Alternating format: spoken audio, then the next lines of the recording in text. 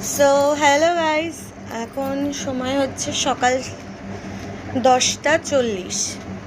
এখনও রান্না ঠান্না বসাইনি, শুধু ভাতটা বসিয়েছি। আর এটাই ভাবছি যে জীবনটা মোটেও সহজ নয়। ওঠা পড়া, আপ অ্যান্ড ডাউনস, নিজের লোকেদের ধোকা, অনেক কিছুর সাথে স্যাক্রিফাইস করতে হয়, অনেক কিছুর সাথে ডিল করতে হয়। তো আমার এখন পরিস্থিতিটা ঠিক এরকমই।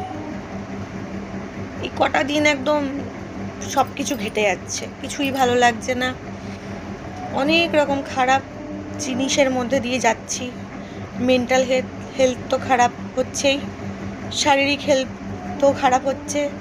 মানে কিভাবে রিকভারি করব জিনিসটা বুঝে উঠতে পারছি না।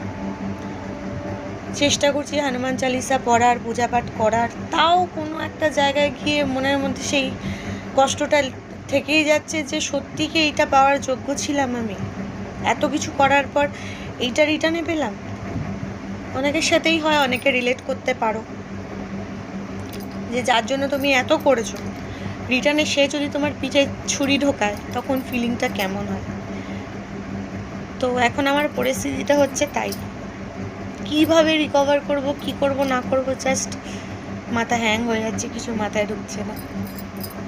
তো তোমরা এরকম সিচুয়েশনে পড়লে তোমরা কিভাবে নিজেকে থেম করো, কিভাবে নিজেকে কাম করো, কিভাবে শান্ত রাখো নিজের মনকে, আমাকে একটু সাজেশন দাও, কারণ আমার খুব দরকার সাজেশনের। ঘরে একটা ছোট বাচ্চা আছে, নিজের অবস্থাটা জাস্ট দেখ, চুল আঁচড়াতে পারছি না, মানে ভালোই লাগছে না, কিছুই ভালো লাগছে না। ঘরে আমার একটা 4 বছরের বাচ্চা, হাজব্যান্ড আর আমি, 3 জনের মাত্র সংসার, তার মধ্যেও এত ঝামেলা অশান্তি। এই তোমরা একটু